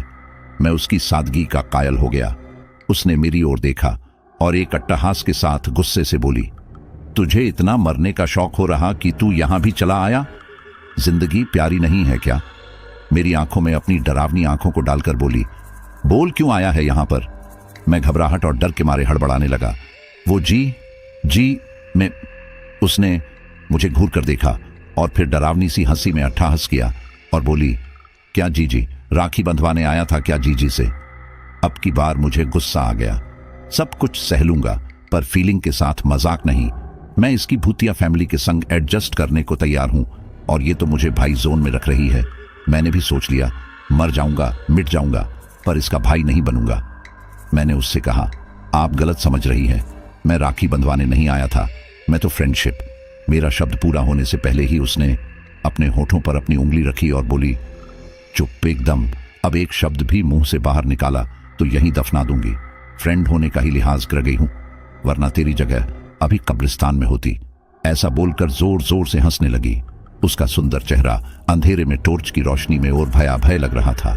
मैं इसका फ्रेंड कब बन गया? मेरे मन में एक पॉजिटिव सोच आई, या तो इसको गलतफहमी हो गई है, या ये भी मुझे फ्रेंड मान रही है। अब भी पुराने जमाने की सोच वाली है, जो प्यार स्वीकार करने में कतरा रही है। फिर मेरे मन में आया कि ये मेरी फ्रेंड कब बन गई? पता नहीं, पगली ने शायद बस में देखा हो, तब से मन ही मन अपना फ्रेंड मान लिया हो। इतनी देर में वहां के माहौल में एडजस्ट हो गया था कि अब पहले जैसे डर नहीं लग रहा था। इतना तो मुझे लग गया था कि उसका मेरे लिए सॉफ्ट कॉर्नर है। वो प्यार तो करती है मुझसे, पर फैमिली प्रेशर की वजह से फ्यूचर ना होने के कारण मुझसे दूर हो रही है, वरना इतनी देर से मुझे ऐसे ही हंस हंस कर निहारती थोड़े ही रहती। मेरी ये गलत फहमी उसने ज्यादा देर नहीं रहने दी। मुझे लगातार बेशर्मों की तरह देखते रहने से उसको गुस्सा आ गया। उसने गुस्से में एक जोरदार लात उस टॉर्च पर मारी और टॉर्च बुझ गई, और वो जोर जोर से हंसने लगी। और उसने एक जोरदार तरीके से अपनी सीधे हाथ की हथेली मेरे लेफ्ट साइड यानी दिल के ठीक ऊपर ऐसे मारी जैसे किसी के थप्पी मारते हैं, और तभी 2 हाथ मेरी गर्दन पर पीछे से पड़े और मैं होश खोता चला गया। मेरी आंखें मूंदती जा रही थी। मुझे एहसास हुआ उस कमरे में 2 लोग और मौजूद थे। मुझे ठंड सी महसूस हुई। मैंने अलसा कर अंगड़ाई ली और आंख खोली तो चारों ओर हल्का अंधेरा था। सिर के ऊपर पोल पर एक बल्ब जल रहा था। कुछ सेकंड लग गए मुझे समझने में कि मैं किसी खुली जगह पड़ा हूं। घड़ी देखी तो सुबह के 4 बज रहे थे। मैं उठकर बैठ गया। चारों ओर नजर घुमाई तो देखा कब्रिस्तान इधर का बोर्ड लगा हुआ था। तो क्या मैं सारी रात इस कब्रिस्तान के बाहर पत्थर के पास पड़ा हुआ था? मेरा पूरा शरीर दर्द कर रहा था। मैं उठा और अपने कपड़े झाड़े और फिर मेरे संग कल रात में हुई घटनाओं को याद करता चला गया। सारी घटनाएं रील की तरह मेरी आंखों के सामने घूम रही थी। मेरी गर्दन किसी ने दबा दी थी। मुझे मारने की कोशिश थी या फिर सिर्फ डराने की। मेरा सर अब भी घूम रहा था। मैं उसी पत्थर पर बैठ गया। थकान और नींद का असर अब भी सर पर था। मैं उठा और एक नजर कब्रिस्तान के अंदर डाली तो पूरे कब्रिस्तान में अंधेरा था। बाहर ही एक पानी की टंकी रखी थी। उसके पानी से मैंने अपना मुंह धोया और फिर सोचा, ससुराल में तो घनी बेइज्जती हो गई है, अब मायके यानी होटल चलना चाहिए। मैं मरे मरे कदमों से वापस होटल की ओर चलने लगा। सच में उस टाइम ऐसी फीलिंग आ रही थी जैसे दुल्हन ने एन वक्त पर फेरों के लिए मना कर दिया हो और बारात वापस जा रही हो। मैं किसी उदास दूल्हे की तरह उस सुनसान सड़क पर चले जा रहा था। थोड़ी देर बाद मैं होटल पहुंच गया। कमरा नंबर 203 के सामने से गुजरा तो मन में वो गाना गूंजने लगा, अब तेरे बिन जी लेंगे हम, जहर जिंदगी का पी लेंगे हम। क्या हुआ जो एक दिल टूट गया। मैं कमरे में घुसा और बिना कपड़े बदले पलंग पर कटे वृक्ष की तरह गिर गया। पूरी रात मुझे बस नायरा के सुहाने सपने आते रहे। सुबह आंख खुली तो देखा घड़ी 11 बजा रही थी। मोबाइल उठाया तो देखा उसमें 8 मिस कॉल पड़े थे, जिसमें से 6 तो ऑफिस से ही थे और 2 माँ के थे। मैंने कॉल बैक किया और उनको बोला, अचानक बुखार आने की वजह से आज मैं ऑफिस आने में असमर्थ हूं। मैंने मन ही मन सोच लिया, अब इन सब आफतों से दूर हो जाऊंगा। लोग दिल टूटने पर शांति की तलाश में पहाड़ी समुद्री इलाकों में जाते हैं, पर मेरा तो दिल ही पहाड़ी में ही टूट गया था। मेरी ही मति मारी गई थी जो एक चुड़ैल से दिल लगा लिया। अंदर से अजीब सा रोना आ रहा था। मुझे खुद पर यकीन नहीं हो रहा था। मैं तो कभी ऐसा था ही नहीं। उस चुड़ैल ने मुझ पे ऐसा क्या जादू किया जो उसके प्यार में मेरी ऐसी हालत हो गई। उसने मुझे देवदास बनाने में कोई कसर नहीं छोड़ी थी। वो तो शुक्र है मैं शराब नहीं पीता था। मैंने माँ को फोन लगाया और बोला, माँ आपकी याद आ रही है, और ये बोलकर रुआंसा हो गया। माँ मुझे पहली बार इस तरह रुआंसा देख समझ गई कि मामला प्यार का है और बोली, कौन है वो चुड़ैल जिसने तेरी ऐसी हालत की है? मैंने मन ही मन सोचा, माँ को कैसे पता चल गया कि वो एक चुड़ैल है? मैंने कहा, माँ कौन चुड़ैल? माँ बोली, मेरा मतलब है कौन है वो लड़की जिसने तेरी ऐसी हालत की है?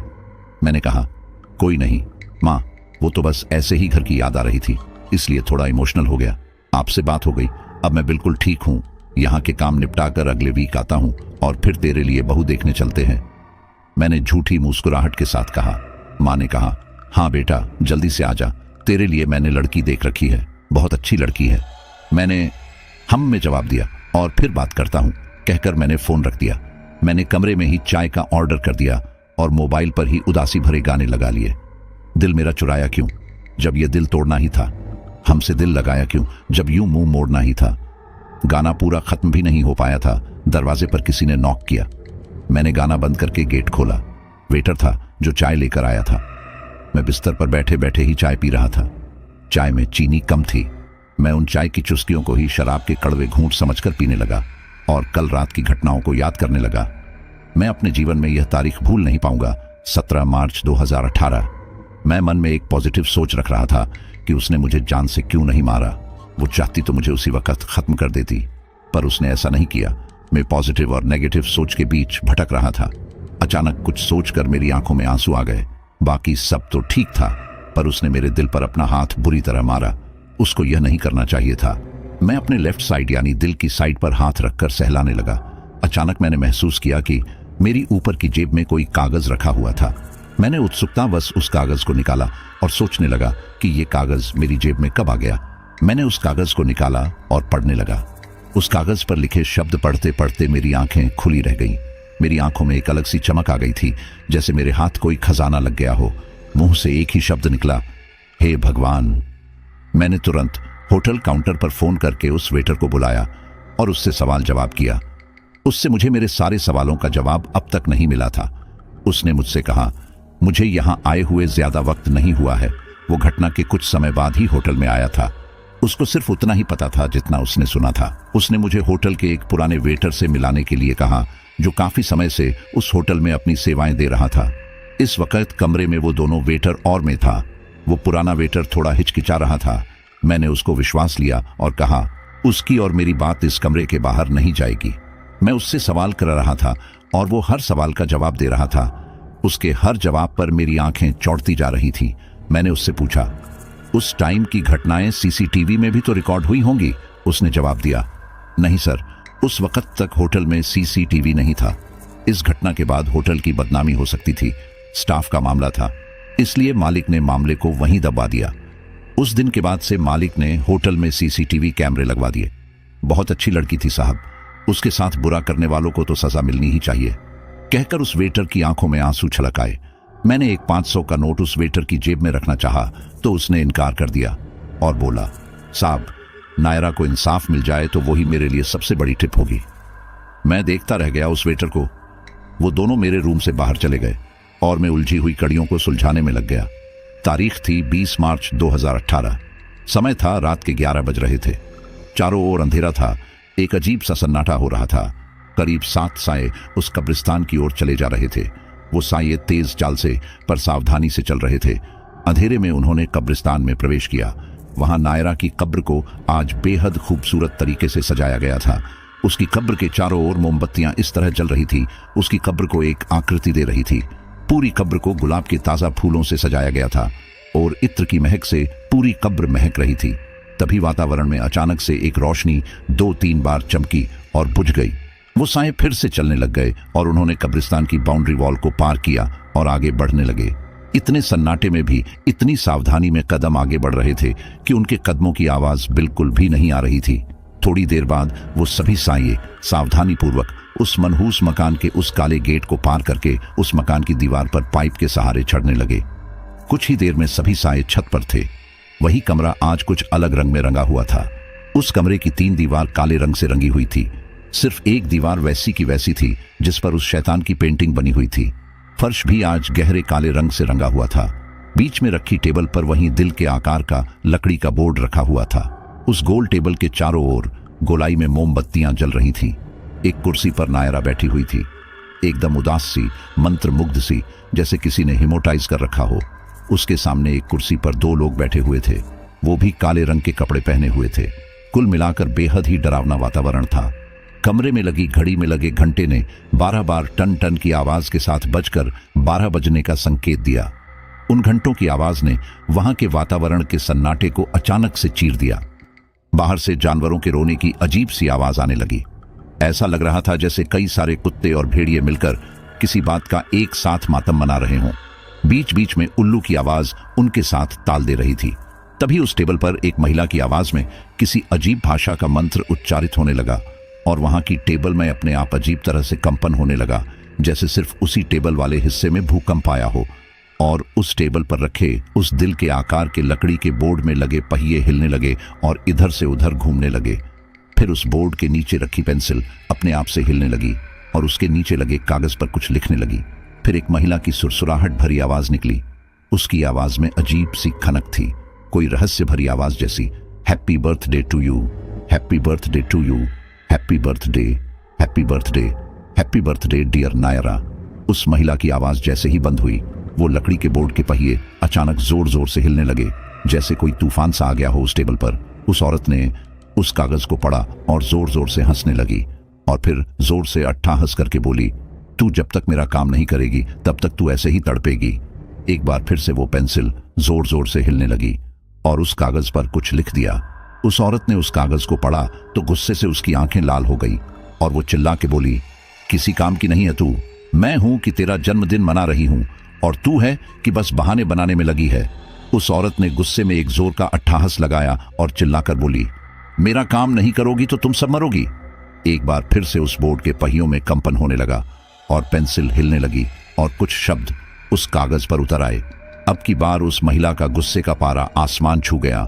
उसने अहंकार भरी आवाज में कहा, मेरी बिल्ली मुझसे ही म्याऊं, मेरा काम कर, वरना तुझे ऐसा सबक सिखाऊंगी कि तुझे कभी मुक्ति नहीं मिलेगी, वहां हमेशा के लिए तड़पती रहेगी। बोल हाँ या ना। अब मैं तेरा और बोझ नहीं उठा सकती, मुझे मेरा काम चाहिए बस। और किसने कहा था तुझे फांसी लगाने को? तुझे तो मैंने वापस आने को बोला था, जरा भी सब नहीं कर पाई। अब ये बहाने बनाना छोड़ और मेरा काम कर दे। मैं वादा करती हूं, तुम सबकी जिंदगी मेरे हाथों में है, तुम सबको छोड़ दूंगी। अब की बार फिर से पेंसिल हिली और उस कागज पर कुछ शब्द बनते चले गए। शब्द थे, आप मेरा यकीन कीजिए, ऐसा संभव नहीं है, जैसा आप समझ रही है वैसा यहां नहीं है, आपकी मंशा कभी पूरी नहीं हो पाएगी, आपका भ्रम है, प्लीज आप हम सबको छोड़ दो, मुझे मुक्ति दिला दो इस कष्ट से, मैं पल पल तड़प रही हूं। उस औरत ने जब वो कागज पढ़ा तो वो गुस्से से लाल पीली हो गई। ये ऐसे नहीं मानेगी, इसको सबक सिखाना ही पड़ेगा, मेरी सालों की मेहनत का ये नतीजा तो मैं बिल्कुल नहीं होने दूंगी। उसने साथ में बैठे आदमी को इशारा किया, वो उठा और उस प्लेटफॉर्म के पास रखे कांच के बॉक्स को उठा लाया और उसने उस कांच के बॉक्स में से एक खुली आंखों वाली गुड़िया निकाली और सामने बैठी नायरा की ओर बहुत ही बहशी तरीके से देखा और एक दंत कुरेदनी के आकार की लकड़ी को उस कपड़े की गुड़िया के उल्टे हाथ पर एकदम से चुभो दिया। सामने बैठी नायरा फड़फड़ाने लगी, उसके बाएं हाथ से खून बहने लगा और वो औरत जोर जोर से हंसने लगी। बोल, इसको भी भेज दूं तेरे पास, फिर दोनों मिलकर मेरा काम कर देना। उस औरत के बोलते ही उस लकड़ी के बोर्ड के पहिए बुरी तरह से भड़भड़ाने लगे और फिर से पेंसिल चलने लगी। उस औरत ने उस कागज को पढ़ा और उसके मुंह से निकला, तू नहीं मानेगी, सबकी सब मरोगी। उस औरत ने फिर से उस लकड़ी को उठाया और उस गुड़िया के पैर में चुभो दिया। गुड़िया के पैर में चुभोते ही सामने कुर्सी पर बैठी नायरा के पैर से खून निकलने लगा और वो तड़पने लगी और कुर्सी से गिर गई। उसको देखकर वो औरत जोर से हंसने लगी, मैं नहीं तो कोई भी नहीं। अचानक से वो लकड़ी का बोर्ड फिर से कंपन करने लगा और उसके पहिए जोर जोर से हिलने लगे। इस बार उसकी पेंसिल घूमी और किसी टोप की तरह सीधी हो गई और उस लकड़ी के बोर्ड से निकलकर उस औरत पर किसी रैकेट की तरह चल गई। उस औरत ने अचानक अपने आप को साइड करके उस पेंसिल से बचा लिया। अब वो दिल के आकार का लकड़ी का बोर्ड गोल गोल उस टेबल पर घूमने लगा और फिर उस औरत पर लपक पड़ा। इस बार फिर से बाल बाल बच गई वो औरत। इस बार वो दिल के आकार का लकड़ी का बोर्ड अपने पहियों पर पूरे कमरे के चक्कर लगाने लगा। उस कमरे की शैतान की पेंटिंग वाली दीवार को छोड़कर तीनों दीवारों पर, कभी फर्श पर कभी टेबल पर। अचानक से वो बोर्ड बेहोश पड़ी नायरा के पास आकर रुक गया और उसमें कंपन होने लगा। नायरा से थोड़ा दूर जाकर फट की आवाज के साथ वो बोर्ड फट गया, उसके चिथड़े चिथड़े हो गए और पास ही लेटी नायरा अचानक से उठकर खड़ी हो गई और अचानक हवा की तरह आकर कुर्सी पर बैठ गई और उस सामने बैठी औरत के सामने आंखों में आंख डालकर बोली, तूने मुझे अपनी बातों में फंसाया, मुझे मौत के मुंह में ढकेल दिया, मेरी वो हालत कर दी कि मुझे आत्महत्या करनी पड़ी। अब तू क्यों इस लड़की के पीछे पड़ी है? तुझे समझ नहीं आता कि जो काम तू चाह रही है वो कभी संभव नहीं है। तू कब समझेंगी पागल औरत? अब भी वक्त है, संभल जा। इस लड़की को छोड़ दे और मेरे शरीर को दफनाकर मेरी आत्मा को मुक्ति दिलवा दे। शायद तेरे गुनाहों की सजा कुछ कम हो जाए। अपना ये पागलपन छोड़ दे, मान जा। इतना सुनना था कि वो औरत गुस्से से पागल हो उठी और जोर से चिल्लाई, मेरी गुलाम मुझे ही सिखा रही है। उसकी बात सुनते ही नायरा किसी जानवर की तरह हाथों और पैरों पर चलने लगी और कमरे की तीनों दीवारों पर चक्कर काटने लगी। उसके बिखरे बाल और आंख में आंसू अजीब सी कहानी कह रहे थे। वो मुंह से अजीब तरह की आवाजें निकालने लगी। फिर अचानक से वो अपने हाथों के बल खड़ी हो गई और तेजी से भागकर उस औरत के पास आई और एक जोरदार किक औरत के चेहरे पर दी। तमतमा उठी वो औरत जोर से चिल्लाकर बोली, आज इसको भी तेरे पास भेज देती हूँ, तेरे बर्थडे पर ही इसका डेथ डे मन जाएगा। ये कहकर उसने गुस्से से वहां रखी एक कुल्हाड़ी उठाई और जैसे ही वो उस लड़की को मारने को हुई वैसे ही कमरा रोशनी से नहा गया। आश्चर्य से चौंक गए वो दोनों पति पत्नी। उन्होंने सोचा भी नहीं था। उनकी एक एक हरकत पर वहां मौजूद 15 आंखों की नजर थी, 6 पुलिस वाले और एक में और एक मेरा नाइट विजन कैमरा। वहां हो रही उनकी एक एक हरकत रिकॉर्ड हो रही थी।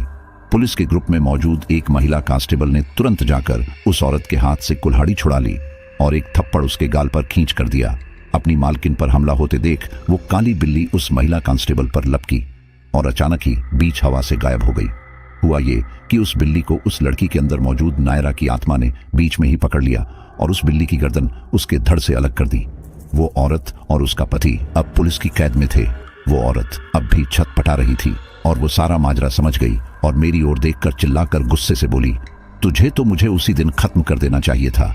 अब तो तू बच गया, मैं तुझे देख लूंगी। मैंने उसको कैमरा दिखाकर कहा, बोलो बोलो और बोलो चाची सासू माँ, सब रिकॉर्ड हो रहा है। अब मैं अपने होने वाले ससुराल जाऊंगा और आप इनके साथ अपने होने वाले ससुराल। तभी सबकी नजर दूर खड़ी उस लड़की नायरा पर गई। वो मेरी ओर देखकर बोली, हमारी मदद करने के लिए बेहद शुक्रिया। आज आप नहीं आते तो ये लड़की जिसे आप नायरा समझ रहे हो वो मेरी बहन लियाना है, जिसके अंदर आकर मैं नायरा आप आज लोगों से बात कर रही हूं। ये भी आज मेरी तरह इस औरत के जाल में फंसकर मेरी ही तरह भटक रही होती। मैंने इस औरत को मां से भी बढ़कर माना और इस औरत ने मेरी मासूमियत का फायदा उठाया।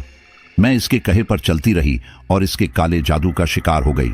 इसके रोज के नए प्रयोगों का मुंह पे असर होने लगा। मेरी सामान्य जिंदगी खराब हो गई थी।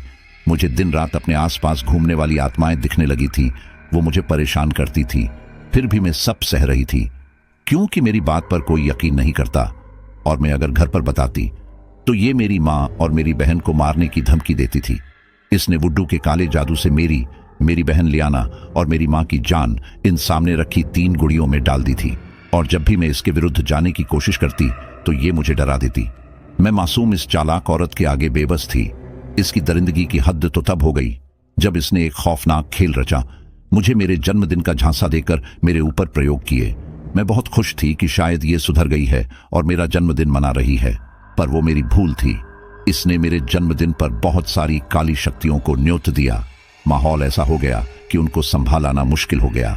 इस औरत ने खुद को और अपने पति को सुरक्षा घेरे में कैद करके बचा लिया। मुझे अपनी जान बचाने के लिए वहां से भागना पड़ा। मैं कब्रिस्तान के रास्ते यहां से भाग गई। मैंने देखा वहां एक ताजा कब्र बनी हुई थी। बाद में मुझे पता चला कि यह सब इसकी पहले से प्लानिंग थी। उस कब्र के अंदर इसने मेरे कटे हुए बाल, नाखून और कपड़े रखे हुए थे। मैं अपनी जान बचाने के लिए वहां से भागी और जहां नौकरी करती थी उस होटल के कमरा नंबर 203 में पहुंच गई और खुद को अंदर बंद कर लिया। वहां भी उन दुष्ट आत्माओं ने मुझे नहीं छोड़ा और परेशान करने लगी। उस कमरे में एक अजीब सा वातावरण बन गया था। चारों ओर अजीब अजीब आत्माएं तैर रही थीं। मुझे उन्होंने घेर लिया और मेरा दम घुटने लगा और मैं सबसे परेशान होकर उसी कमरे में आत्महत्या कर ली। मुझे उसी कब्र में दफना दिया गया और रात को चोरी से इस औरत ने वहां से मेरी लाश चुरा ली और उस पर रसायन का लेप करके उसको ताबूत में रख दिया। जब मेरी बहन लियाना को इस बारे में पता चला तो वो यहाँ आई तो इस चालाक औरत ने उसको मेरे बारे में ये झूठ बोल दिया कि मैं जादू टोना करती थी, गलत चक्करों में पड़ गई थी और मुझसे से कोई गलती हो गई और मैंने आत्महत्या कर ली। एक दिन मेरी बहन को इस कमरे के बारे में पता चल गया तो उसने मेरी लाश इस ताबूत में रखी देखी तो इस औरत ने बोला कि इसे नायरा ने सपना दिया है कि उसकी लाश कब्र से बाहर निकाल दो, वो वापस आएगी। मेरी बहन लियाना को यकीन नहीं हुआ, फिर भी उसने इसकी बात पर यकीन किया क्योंकि मेरी जिंदगी का सवाल था। फिर एक दिन मेरी बहन ने इस औरत को इस कमरे में जादू टोना करते देख लिया तो मेरी बहन ने इस औरत से झगड़ा कर लिया। फिर ये औरत अपने असली रूप में आ गई और मेरी बहन को अपना गुलाम बना लिया और उसके ऊपर काले जादू के प्रयोग करने लगी। मेरी बहन भी इसके चंगुल में फंस चुकी थी। वो किसी से संपर्क करने की कोशिश करती तो ये इसको और माँ को बूढ़ू जादू से मारने की धमकी देती। इसकी बिल्ली हमेशा ही मेरी बहन के साथ रहती। जिस शरीर के अंदर मैं इस वक्त हूँ वो मेरी बहन लियाना का है। हम दोनों की शक्ल एक जैसी है, इसलिए सभी इसको नायरा समझने लगे। इस औरत ने इस कब्रिस्तान के पीछे अपना अड्डा इसलिए बनाया था जिससे इसके काम में कोई दखल ना दे। अगर गलती से भी कोई यहाँ आ जाता तो ये दोनों बूढ़े बुढ़िया का भेष बनाकर लोगों को डरा देते थे। मेरी बहन और मेरी एक शक्ल का फायदा उठाकर मेरी बहन को चुड़ैल घोषित कर दिया था जिससे लोग यहाँ आने से कतराए और ये बिना रोक टोक अपना काला जादू करके अपना काम करती रहे। ये औरत काले जादू के द्वारा लोगों की उम्र चुराना चाहती थी। काला काम ये करती और बदनाम नायरा होती। आज मेरे जन्मदिन के दिन ये फिर से कोई बड़ा जादू करने की फिराक में थी। मैं और मेरी बहन का जन्मदिन एक ही तारीख को आता है तो ये इसको भी वहीं मेरे पास भेजने के चक्कर में थी। वहां मौजूद सभी लोग उस लड़की के अंदर मौजूद आत्मा की बातें सुनकर चकित हो गए थे। उनके चेहरे देखकर लग रहा था उनको अब भी यकीन नहीं हो रहा था कि ऐसा भी संभव है। मैं उस लड़की की हर एक बात को अब भी रिकॉर्ड कर रहा था। मैंने उस लड़की से पूछा, एक बात समझ नहीं आई कि जब आपकी बहन को चुड़ैल घोषित कर दिया था जबकि वो चुड़ैल नहीं थी तो फिर वो किसी को बस में दिखाई क्यों नहीं दी और सिर्फ मुझको ही क्यों दिखाई दी? उस लड़की ने मेरी ओर देखा और बोली, मेरी बहन के साथ इस औरत ने हमेशा के लिए एक काली बिल्ली छोड़ रखी थी जो इसकी हर हरकत पर नजर रखती थी। उस दिन ये मां से मिलकर वापस आ रही थी। ये बिल्ली जरूरत पड़ने पर भ्रम पैदा कर देती थी और वहां मौजूद लोगों की याददाश्त गायब हो जाती थी, पर तुम्हारे साफ दिल और मजबूत इच्छा शक्ति की वजह से उसका जादू तुम पर काम नहीं किया। इसलिए मेरी बहन सिर्फ तुम्हें ही दिखाई दी।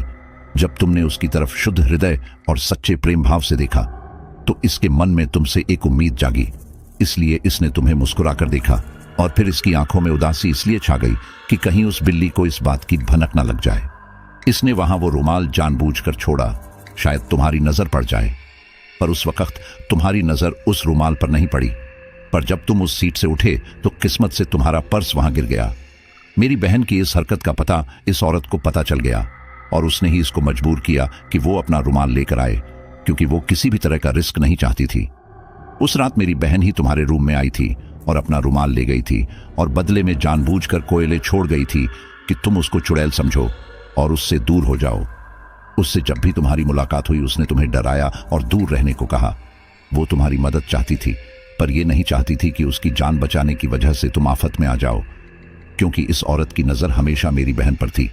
अगर वो सीधे सीधे तुमसे कुछ कहती तो वो तुमको भी मार देती। उस रात जो होटल के कमरे में तुमने सपना देखा था वो सब मैंने यानी नायरा की आत्मा ने ही दिखाया था। मुझे तुम पर पूरा यकीन नहीं था। मैं तुम्हारा इम्तिहान ले रही थी। अगर तुम सच में मेरी बहन से प्यार करते होंगे तो उसका सच जानने की कोशिश जरूर करोगे। तुम्हारी जगह कोई और होता तो वो उस सपने के बाद होटल छोड़कर भाग गया होता, पर तुम्हारा दिल और प्यार दोनों सच्चा था, इसलिए तुम उसकी तलाश में इस कमरे तक आ गए। उस दिन ये दोनों पति पत्नी इसी कमरे में मौजूद थे। उनको दिखाने के लिए ही मेरी बहन ने चुड़ैल बनने का नाटक किया, जिससे वो दोनों तुम्हारे साथ कुछ बुरा न कर दे। इसने दिखाने के लिए तुम्हारी छाती पर हाथ मारा और रिस्क लेते हुए वो पत्र तुम्हारी जेब में रख दिया और इस औरत आदमी को बोल दिया कि तुम नायरा के फ्रेंड हो और उसको नायरा समझकर गलती से यहाँ आ गए हो, इसलिए इसको यहाँ से जाने दो। इसलिए उसने उनके सामने तुमको बोला कि फ्रेंड हो, इसलिए तुम्हें छोड़ दिया है। उस लड़की की कहानी सुनकर सब एकदम अवाक रह गए। फिर उस लड़की ने अपना सिर झुकाया, उसकी आंखों में आंसू थे। वो मेरे पास आई और अपना हाथ मेरे हाथों में देकर बोली, तुम बहुत अच्छे इंसान हो, प्लीज मेरी बहन और माँ का ख्याल रखना, मेरे जाने का वक्त आ गया है। ऐसा बोलकर वो 2 कदम पीछे हट गई। अचानक से उस लड़की में से तेज प्रकाश निकला और एक प्रकाश पुंज वहां से बाहर की ओर जाकर आसमान में विलुप्त हो गया। और वो लड़की यानी लियाना बेहोश होकर गिर गई। मैंने तुरंत उसको संभाला। पुलिस उस औरत और उसके पति को अपने साथ ले गई। अगले दिन कब्रिस्तान में मैं, मेरी माँ लियाना और लियाना की माँ खड़ी हुई थी। नायरा की लाश को दफना दिया गया था। उसकी कब्र पर सब बारी बारी से फूल चढ़ा रहे थे। तभी मुझे महसूस हुआ कोई साया मुझे छू कर गया है। मैंने देखा तो आसमान में एक साया मुस्कुराकर मुझे शुक्रिया अदा कर रहा था और आसमान में ही गायब हो गया। मैंने भी मुस्कुराकर अलविदा कह दिया। कब्रिस्तान के बाहर आकर मैंने माँ को लियाना से मिलवाया और कहा कि तू पूछ रही थी ना, मैं जिसकी वजह से उदास था, वो चुड़ैल कौन थी? यही है वो चुड़ैल, मेरा मतलब यही है वो लड़की। माँ ने मेरा कान पकड़कर उमेट दिया और वो शर्मा गई और झूठे गुस्से से मुझे आंखें दिखाने लगी। मैंने कहा, देख लो माँ, अभी शादी नहीं हुई है और अभी से हक जताने लगी। मेरी बात सुनकर सब हंसने लगे और उसने शर्म से अपना मुंह छुपा लिया। तो साथियों, आज की हमारी ये स्टोरी यहीं पर कंप्लीट होती है और मुझे पूरा यकीन है कि ये स्टोरी आपको काफी पसंद आई होगी, क्योंकि इस स्टोरी में कई सारे मोड़ थे। स्टोरी में सस्पेंस, काफी हॉरर और कॉमेडी भरी हुई थी।